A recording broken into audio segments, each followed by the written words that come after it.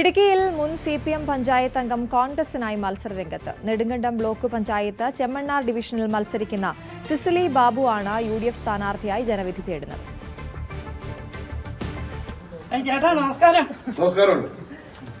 എന്റെ ചിഹ്നം കൈപ്പത്തിയാണ്. കൈപ്പത്തി ചിഹ്നത്തിൽ വോട്ട് ചെയ്ത് വിജയിപ്പിക്കുക.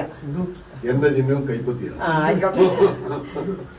2010 ഉടുമ്പൻചോല പഞ്ചായത്തിലെ പാമ്പുപാറ വാർഡിൽ നിന്നും CPM പ്രതിനിധിയായി വിജയിച്ചയാളാണ് സിസിലി.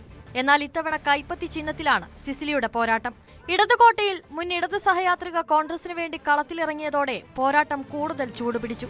ഞാൻ കഴിഞ്ഞ 50 വർഷമായിട്ട് CPMന്റെ പ്രവർത്തകയായിരുന്നു.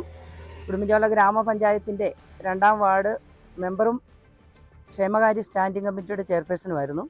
ചില പ്രത്യേക സാഹചര്യങ്ങളിൽ എനിക്ക് ഒന്ന് മാറ്റി ചിന്തിക്കേണ്ടി വന്നു.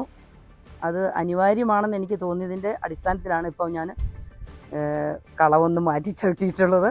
ഇടത് വിദ്യാർത്ഥി യുവജന പ്രസ്ഥാനങ്ങളിലൂടെ പൊതുപ്രവർത്തന രംഗത്തെത്തിയ സിസിലി ജനാധിപത്യ മഹിളാ അസോസിയേഷൻ ജില്ലാ കമ്മിറ്റി അംഗമായും പ്രവർത്തിച്ചിട്ടുണ്ട്. News 18 ഇടുക്കി.